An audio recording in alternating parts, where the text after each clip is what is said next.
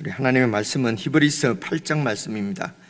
신약성경 360페이지 히브리서 8장 1절부터 13절까지 저와 여러분이 한 말씀씩 나누어서 읽겠습니다. 1절입니다. 지금 우리가 하는 말의 요점은 이러한 대제사장이 우리에게 있다는 것이라. 그는 하늘에서 지극히 크신 이의 보좌 우편에 앉으셨으니 성소와 참 장막에서 섬기는 이시라. 이 장막은 주께서 세우신 것이요 사람이 세운 것이 아니니라. 대제사장마다 예물과 제사 드림을 위하여 세운 자니 그러므로 그도 무엇인가 드릴 것이 있어야 할지니라. 예수께서 만일 땅에 계셨더라면 제사장이 되지 아니하셨을 것이니 이는 율법을 따라 예물을 드리는 제사장이 있음이라. 그들이 섬기는 것은 하늘에 있는 것의 모형과 그림자라. 모세가 장막을 지으려 할 때에 지시하심을 얻음과 같으니 이르시되 삼가 모든 것을 산에서 내게 보이던 본을 따라 지어라 하셨느니라. 그러나 이제 그는 더 아름다운 직분을 얻으셨으니 그는 더 좋은 약속으로 세우신 더 좋은 언약의 중보자시라.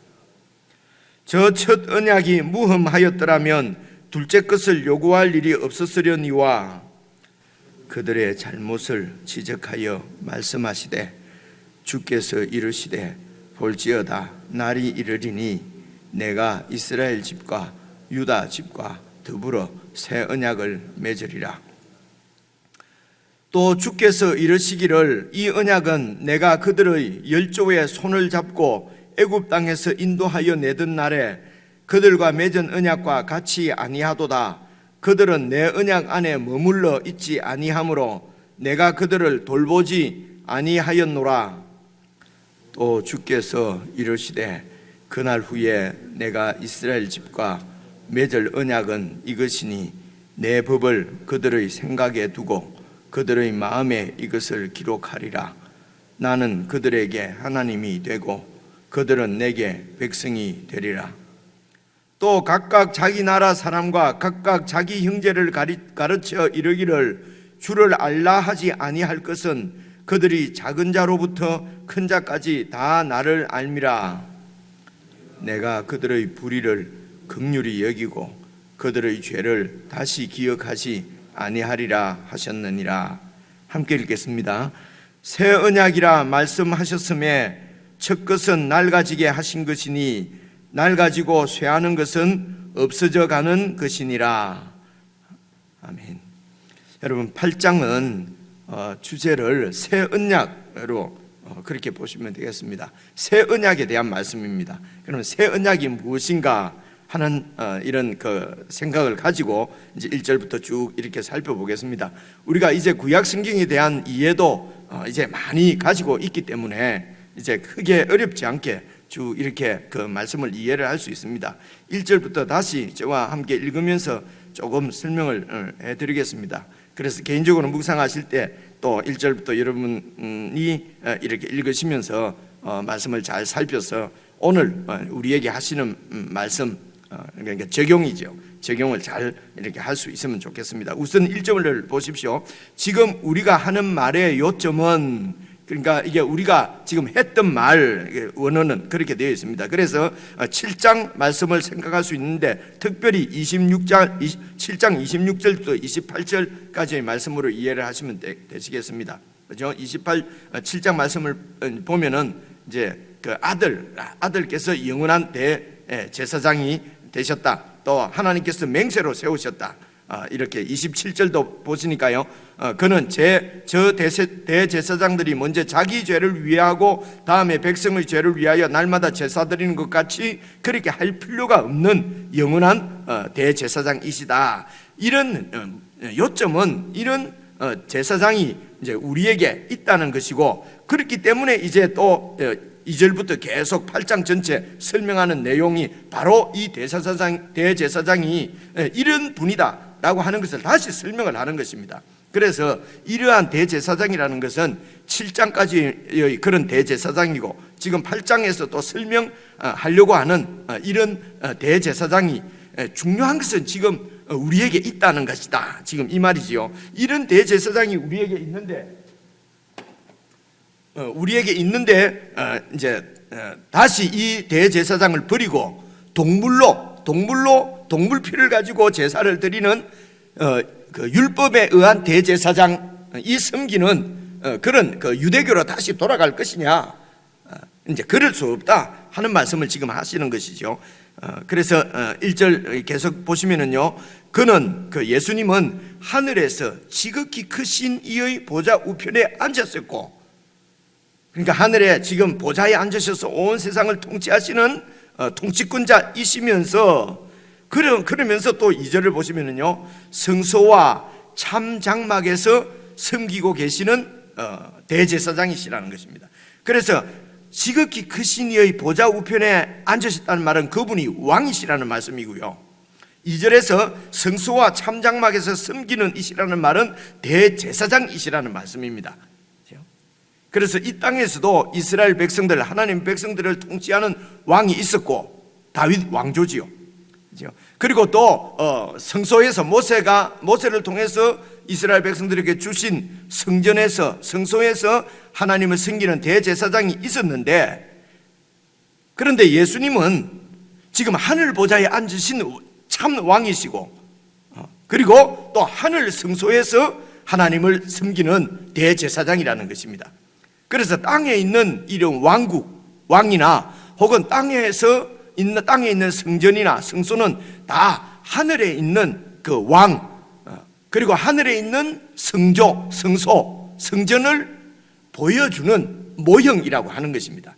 여러분, 사실 이런 얘기가 그 당시 그 헬라의 플라톤 철학 같은데, 여러분 이데안가 이런 얘기 들어보셨지 않습니까? 그죠? 그러니까 철학도, 이 세상에 있는 사람들도 가만히 이 세상을 살펴보니까 이 세상에 있는 것들은 다 허상이고, 이 세상에 있는 것들의 본체가 하늘에 있다 하는 것이 그때 이데안가 무슨 이런 그 사상이지 않습니까? 그죠? 그러니까 이 세상에서 철학을 하는 사람, 과학을 하는 사람도 볼 수 있는 하나님의 섭리, 하나님의 창조의 그 조화, 그 하나님의 그 조화를 이 세상 사람들도 현재는 아는데, 이제 계시의 말씀을 받은 우리가, 이제 하나님께서 우리에게 계시해 주신 말씀을, 하나님의 계시의 말씀을 보는 우리가 세상 사람들이 보는 것보다도 더 잘 못 보면은 그 참 어리석다는 것이죠. 우리가 이런 생각도 해볼 수가 있습니다. 그래서 지금 땅에 있는 왕국과 성전은 하늘에 있는 참 왕이신 예수 그리스도, 참 성전이신 하늘 성소, 그곳에서 하나님을 섬기는 참 대제사장이신 예수 그리스도, 그분을 설명하기 위한, 그분을 보여주기 위한 그림자였다는 것입니다. 모형이라는 것입니다. 지금 그 설명을 하는데 바로 이제 2절 말씀입니다. 보십시오. 성소와 참 장막에서 섬기시는 분이시다. 이 장막은, 이 하늘에 있는 장막은 성전, 성소를 얘기합니다. 성소는 주께서 세우신 것이요 사람이 세운 것이 아니다. 이 땅에 있는 성소는 사람이 세웠어요. 그죠? 여러분 출애굽기 25장부터 쭉 보면은 성소를 세우는 이야기가 나오지 않습니까? 누굽니까? 아주 영이 충만한 손기술이 좋은 벗이었는데 이름을 잊어버렸네. 그죠? 이제 이런 기술자들이 모세가 준 설계도를 따라서 그렇게 만들었어요. 3절입니다. 대제사장마다 예물과 제사 드림을 위하여 세운 자니, 대제사장마다 예물과 제사 드림을 위하여 세운 자니, 그러므로 그도, 예수님도 하늘 성소에서 무엇인가 드릴 것이 있어야 할지니라. 그래서 이 땅에 있는 대제사장은 희생제물, 동물의 피로 제사를 드리는데, 그럼 예수님도 하늘 성소에서 제사를 드리려고 하면은 뭔가 드릴 제물이 있어야 되지 않느냐는 것입니다. 이 제물에 대해서는 9장 11절부터 자세하게 설명합니다. 그래서 제물이 있어야 된다라는 얘기만 슬쩍 하고 이제 4절로 넘어갑니다. 4절 보십시오. 예수께서 만일 이 땅에 계셨더라면 제사장이 될 수가 없다, 되지 아니하셨을 것이다. 왜냐하면 이 땅에서는 율법을 따라서 예물을 드리는 제사장, 율법에 따라서 아론의 그 후손 가운데서 후손들이 이제 대제사장을 맡고 있기 때문에, 그래서 예수님께서 이 땅에 계셨더라면 예수님은 유다 지파이기 때문에 율법을 따라서는 제사장이 되실 수가 없는 분이시다. 그런데 5절, 그 땅에 있는 대제사장들이 섬기는 것은 하늘에 있는 성전의 모형과 그림자다. 그죠? 이렇게 나오지 않습니까? 그래, 이 땅에 있는 여러분 이 성전을 생각을 해보십시오. 우리가 잘 알지 않습니까? 성전은 보십시오. 휘장이 세 개가 있습니다. 이 세상에서 이제 첫째 이제 그 휘장을 딱 열고 들어가면은 성전 뜰입니다. 성소 뜰이에요. 그죠? 그리고 그래서 이제 그 뜰에 들어가서 휘장을 열고 뜰에 쭉 들어가면은 여러분 번제단이 있습니다. 번제단이 있고요. 번제단을 또 지나면은 물 두멍이 있어요. 손 씻는 물 씻는 곳이 있고요. 그리고 이제 또 휘장을 열면은 이제 내 성소입니다. 성소 안에 들어가면 오른편에는 떡상이 있고 왼편에는 등대가 있고 중앙에는 분향단이 있습니다. 그리고 그 분향단에 있는 앞에 있는 휘장을 또 열고 들어가면은 그곳에 여러분 언약궤가 있어요. 그곳에 이제 시은좌, 하나님의 보좌인 하나님의 은혜를 시은좌, 은혜를 베푸는 자리, 하나님의 보좌가 있어요. 그 지성소 안에 이제 하나님께서 계시는 것입니다. 사실은 이 성전 전체는 예수 그리스도를 보여주는 그림자입니다. 그렇죠? 바로 예수 그리스도를 예표하는 것입니다. 모형이에요. 그래서 여러분 번제단도 예수님께서 번제가 되셔서 하나님께 드려질 것을 말씀하는 것이고요. 물두멍도 우리를 제사장들이 손을 씻고 이제 성소 안으로 들어갔거든요. 그래서 정결하게 하시는 예수 그리스도의 보혈을 말씀하는 것이고요. 들어가서 오른쪽에 있는 떡상도 사실은 예수님께서 우리의 생명의 떡이 되시는 것을 보여주시고요. 왼편에 있는 그 등대도 예수님께서 우리의 빛이시라는 말씀입니다. 분향단도 마찬가지입니다. 우리의 기도를 도우시고 들으시는 분이시고요. 그래서 들어가시면 언약궤도 마찬가지입니다. 그러니까 성전 전체가 사실은 예수님에 대한 모형이거든요. 이것은 우리가 잘 아는 이야기를 다시 한번 드렸습니다. 5절을 보십시오. 그래서 그들이 섬기는 것은 하늘에 있는 것의 모형과 그림자라. 모세가 장막을 지으려고 할 때에 지시하심을 얻은 것 같으니 이르시되 삼가 모든 것을 산에서 내가 너에게 보여주던 본을 따라서 지으라 하셨느니라. 그래서 모세가 산에서 본 그 모형은 본 그림은 본은 사실은 하늘 성소를 하나님께서 모세에게 보여주신 것이죠. 그래서 그 하늘 성소를 보고 그리고 이제 본을 따라서 지은 것입니다. 6절입니다. 그러나 이제 그는 더 아름다운 직분을 그렇게 해서 얻은 직분이 대제사장인데, 그런데 예수님은 이제 레위 지파가 아니기 때문에 정말 제사장이냐 아니냐. 그러니까 이 당시의 성도들이, 이 당시 교인들이 예수님이 제사장이라고 하는 것을 받아들이기가 참 어려웠던 거예요. 이 히브리인들은, 유대인들은 안 그렇겠습니까? 그죠? 오랫동안 제사장과 대제사장은 레위 지파에서 이렇게 나왔는데 이 예수님은 유다 지파인데 어떻게 대제사장이 될 수 있을까? 그죠? 이제 그러니까 오늘 우리들도 계속 들어오고 어떤 이런 교리가 있어요. 근데 이 교리가 너무도 세서 성경에서 그것이 아니라고 말하는데도 바꾸기가 힘들어요. 그럼 오늘도 끝까지 읽으면 이런 부분이 우리에게 분명히 있습니다. 그래서 우리가 붙잡아야 될 것은 우리의 전통적인 교리가 아니라 하나님의 말씀입니다. 그래서 하나님 말씀 앞에는 늘 열린 마음을 갖고 계셔야 됩니다. 그렇죠? 그렇게 해야 이단에도 넘어가지 않습니다. 이단들이 공격하는 것이 바로 우리의 이런 교리들이거든요. 말이 안 되지 않냐 이러면서 이제 공격을 하거든요. 그렇죠? 그런데 우리 나이 많은 사람들은 막 변화가 싫으니까 막 아무리 공격해도 흔들리지 않습니다. 그런데 젊은 사람들은 딱 들어보고 저 말이 맞는 것 같은데 그렇게 되거든요. 자, 옆으로 조금 빠졌는데요. 다시 한번 보십시오. 6절. 그래서 이제 예수님은 더 아름다운 직분, 제사장의 직분이 얼마나 아름답습니까? 근데 그 레위 지파의 그런 제사장보다도 더 아름다운 직분을 얻으셨는데 그것이 바로 유다 지파이지만은 멜기세덱의 반차를 좇은 제사장이라는 것입니다. 멜기세덱은 이 레위 지파의 조상인 레위와 아브라함을 축복하신 그 제사장이 바로 멜기세덱이에요. 그죠? 그러니까 예수님은 레위 지파하고는 비교할 수도 없는 그런 이 멜기세덱의 반찬을 쫓은 더 아름다운 직분을 가진 분이시다. 지금 이 얘기를 하는 것입니다. 그래서 6절 계속 읽습니다. 그는 더 좋은 약속으로 세우신 더 좋은 언약의 중보자시다. 이 더 좋은 언약이 이제 새로운 언약입니다. 새 언약입니다. 7절입니다. 왜 새 언약을 세워야 하느냐? 저 첫 언약, 율법을 통해서 주신 첫 언약, 이 흠이 없었더라면은 둘째 것, 새로운 언약을 요구할 일이 없었으려니와. 그래서 첫째 언약이 흠이 있다는 얘기죠. 그런데 여러분 여기서 잘 생각하셔야 합니다. 이 첫 언약도 하나님이 주신 언약이에요. 이 첫 언약이 율법이거든요. 하나님이 주신 율법이에요. 근데 흠이 있다 이러면은 좀, 그래 흠이 있어서 하나님 아이고 실수했구나, 그리고 좀 더 좋은 거 주자 해서 새 언약, 이렇게 이해가 된단 말입니다. 이 말씀이. 근데 끝까지 읽어보면 미리 말씀드리는데 그런 말씀이 아닙니다. 첫 언약이 흠이 있었다는 것이 무엇이 흠이었나? 언약이 흠이 있은 것이 아니고요, 언약의 당사자인 이스라엘 백성들, 사람들이 흠이 있었어요. 그래서 새 언약은 이 사람들의 흠을 흠없게 하는 것입니다.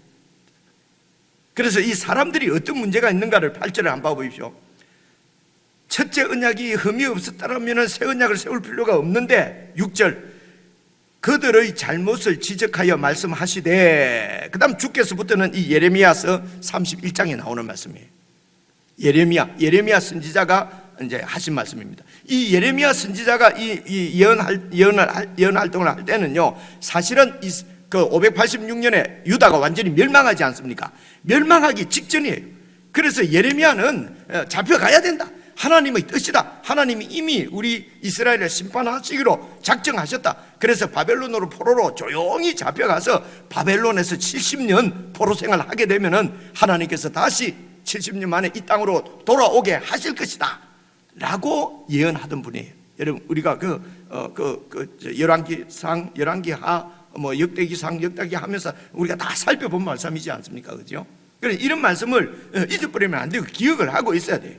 그래서 예레미야가 지금 이렇게 이 말씀을 전할 때는, 선포할 때는 이스라엘 백성들이 하나님께서 주신 모세의 율법을 지키지 않았기 때문에 하나님이 여러 번 경고하시다가 결국에는 멸망시키기로 작정하시고, 그래서 바벨론에게 완전히 침략을 당해가지고 거의 그 나라의 국군이 풍전등화에 있을 그 당시에, 이해가 오시죠? 그죠? 이런 상황을 보셔야 합니다. 그래서 첫째 언약은 흠이 있었어요. 그래서 이스라엘 백성들이, 하나님의 백성들이 하나님께 그 율법에 의해서 지금 심판을 당하고 있다는 것입니다. 그죠? 흠이 많지요. 그죠? 이 첫째 언약에 흠이 없었더라면 새 언약이 있을 필요가 없잖아요. 그죠? 그래서 새 언약을 주신다. 보십시오. 주께서 이르시되, 이게 이제 예레미야서에 있는 말씀입니다. 볼지어다 날이 이르리니, 어떤 날이 이르면은 내가 이스라엘 집과 유다 집과 더불어 새 언약을 맺을 것이다. 이미 예레미야 시대 때에 하나님께서, 구약 시대 때에 하나님께서 새 언약을 맺을 것을 약속하셨어요. 그 새 언약이 어떤 것이냐? 9절 또 주께서 이르시기를 이 새 언약은 내가 그들의 열조의 손을 잡고 애굽 땅에서 인도하여 내던 날 출애굽할 때에 그들과 맺은 언약, 이것이 바로 첫 언약이죠. 율법이죠. 그죠? 이게 이제 출애굽기 19장에서 언약을 맺고 20장부터 이제 쭉 나오는 율법입니다. 손을 잡고 애굽 땅에서 인도하여 내던 날에 그들과 맺은 언약하고 다르다, 같지 않다. 그들은 내 언약 안에, 그 첫 언약 안에 머물러 있지 아니함으로 내가 그들을 돌보지 않았단 말은 심판했다. 그런데 심판하면서 끝낸 것이 아니고 10절 또 주께서 이르시되 그날 후에는 내가 이스라엘 집과 맺을 언약은 이것이니. 그래서 그날 후에는 일단 이 예레미야가 이 말씀을 설교할 때는 포로로 바벨론으로 잡혀갔다가 70년 후에 다시 이 땅에 돌아올 때는 이때를 지금 염두에 두고 하는 얘기예요. 그죠? 그런데 사실은 이 예언이 이렇게 이제 바벨론 포로에서 벗어나서 다시 예루살렘으로 유다로 돌아왔는데 그때에 이 말씀이 이루어지지가 않았어요. 이제 이 사실을 잘 한번 보십시오. 10절 보시면요, 주께서 이르시되 그날 후에 내가 이스라엘 집과 맺을 언약은 이것이니 내 법을 그들의 생각에다가 두고 그들의 마음에다가 이것을 기록하리라. 그렇게 해서 어떻게 하겠다는 것입니까? 나는 그들에게 참으로 하나님이 되고 그들은 내 백성이 되도록 할 것이다. 그래서 지금까지는 율법이 이제 돌판에 기록되어 있었습니다. 기록되어 있는데 그 돌판 것을 이제 쭉 이렇게 책으로 기록해서 왕들도 옆에 두고 읽게 하고 제사장들도 그것을 가지고 백성들을 가르치고, 그래서 이렇게 적혀 있는, 의문에 적혀 있는 율법인데, 이제는 그날에는 그래서 바벨론 포로로부터 해방되어서 다시 이 땅에 돌아왔을 그때에는 마음에다가 기록을 하겠다는 것입니다. 여러분, 이 말도 잘 생각해 보십시오. 다시 고토에서 70년 동안 포로 생활을 하다가 다시 돌아왔어요.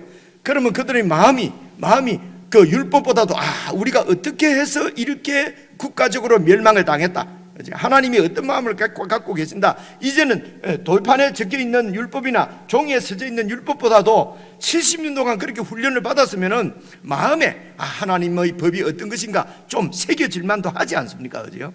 이제 그 마음입니다. 그래, 마음으로 기록한. 그런데 다시 돌아온 이스라엘 백성들은 또 실패했습니다. 또 실패했어요. 문제가 무엇입니까? 바벨론 포로에서 풀려서 해방돼서 오면은 될 줄 알았는데, 물론 하나님은 안 될 줄 다 아시죠. 그래서 예수님을 미리 준비해 놓으신 것입니다. 근데 이제 우리 사람들이 생각할 때는 이런 어려움을 겪고 돌아오면은 이제 마음이 변할 줄 알았는데, 그죠?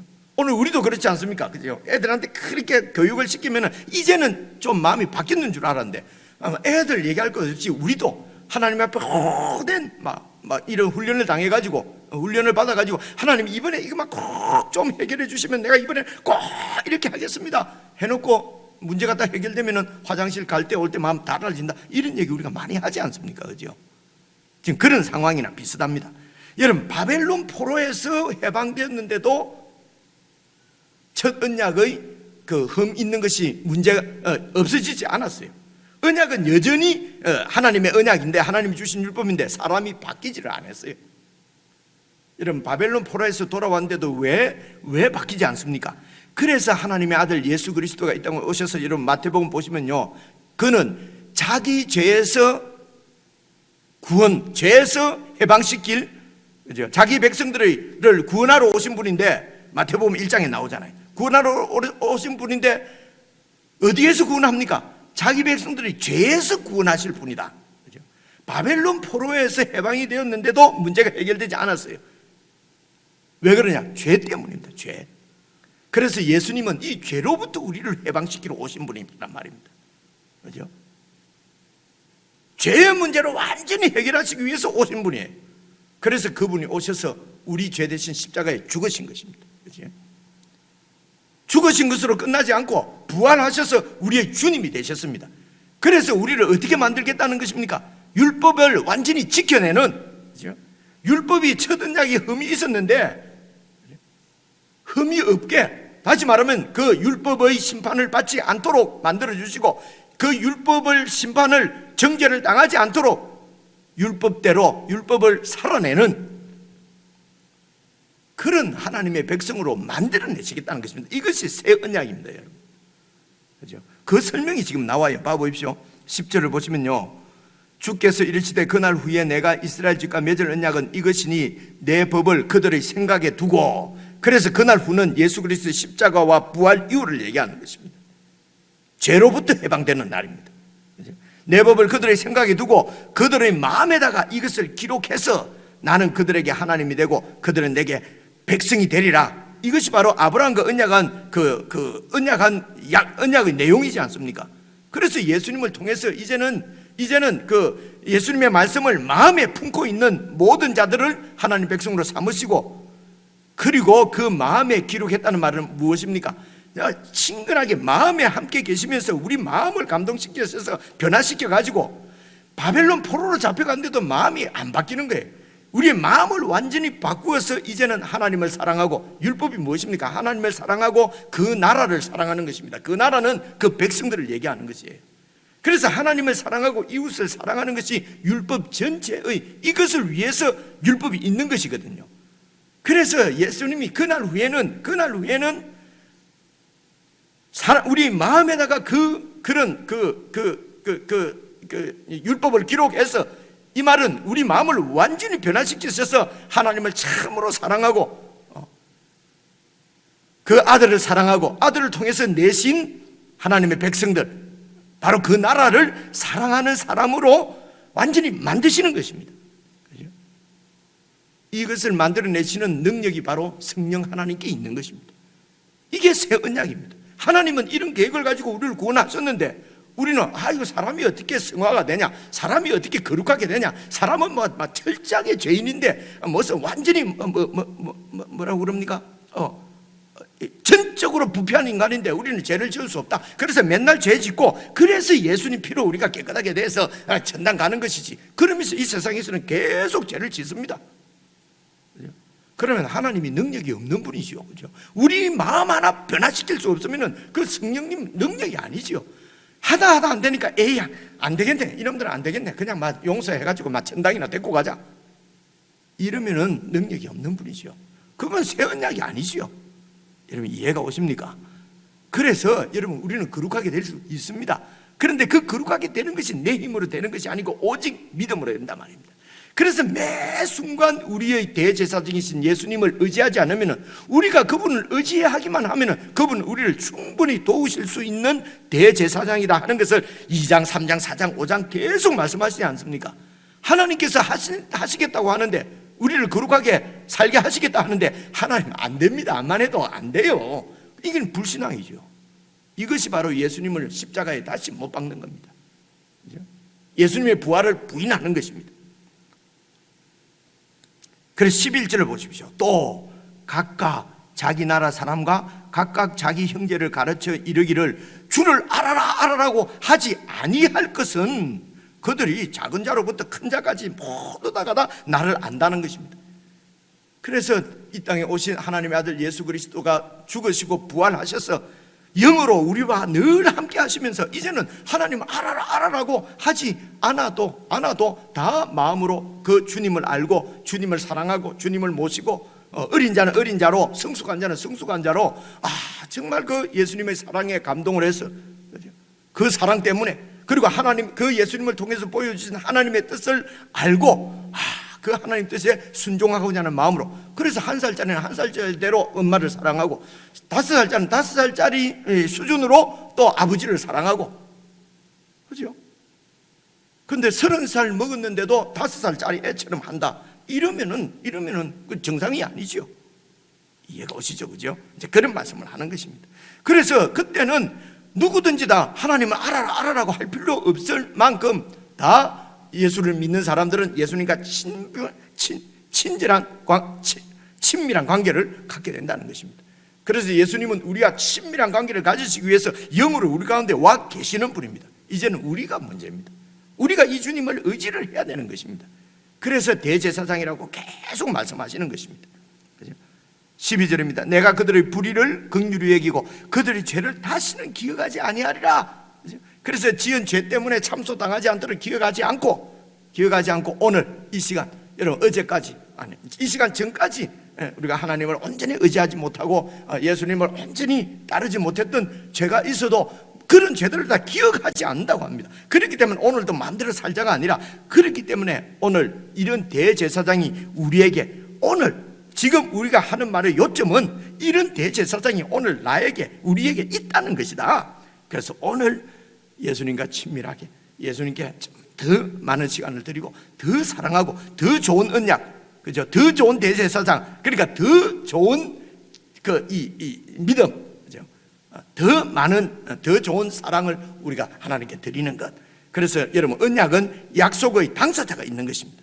여러분 언약은 말이 길어지는데, 이 언약은 어떤 계약 당사자의 어떤 특별한 계약이고요, 약속은 이 계약 안에서 어떤 이 계약을 이루기 위해서 약속을 계속 하시는 것입니다. 예를 들면 아브라함에게 약속하신 것은 이삭을 주시겠다는 것입니다. 이렇게 약속하신 것이죠. 그 약속이 보여주시는 것은 너와 나 백성 삼겠다고 하는 언약을 이루시기 위한 것이거든요. 그래서 하나님의 약속에 이제 이 말씀을, 약속은 상대방 서로가 이렇게 약속하는 것이 않습니까? 그죠? 그래서 첫 언약이 문제가 있었던 것은 약속 언약 당사자인 이스라엘이 실패한 것입니다. 근데 새 언약은요, 새 언약은 약속 당사자인 우리를 흠이 없게 만드는 것입니다. 그래서 에베소서에 우리를 구원한 것은 흠없고 거룩하고 흠없는 자녀로 만드시기 위함이다 라고 말씀하시는 것입니다. 그래서 여러분, 이렇게 좋은 언약 당사자가 되는 것을요, 자꾸 무슨 도덕적으로 흥결없는 이렇게 이해하기 때문에 우리가 어떻게 그렇게 될 수 있냐 이거거든요. 지금 이 시간도 그냥 내가 예수님을 믿습니다. 내 연약함을 받아주십시오. 나와 함께 해주시고 내 어려운 문제를 도와주십시오. 내 속에 또 욕심이 생깁니다. 내 속에 또 게으름이 생깁니다. 내 속에 또 사람을 미워하는 마음이 생깁니다. 시기가 생깁니다. 음란한 마음이 생깁니다. 예수님 도와주십시오 라고만 하면 그분은 도우실 수 있는 분이란 말입니다. 그런데 이 예수님을 우리가 믿지 않고 그런 욕망이 생기고 욕심이 생기면 그대로 그냥 해버리는 거예요. 예수 안 믿는 거지요. 그렇죠? 설명이 길었습니다.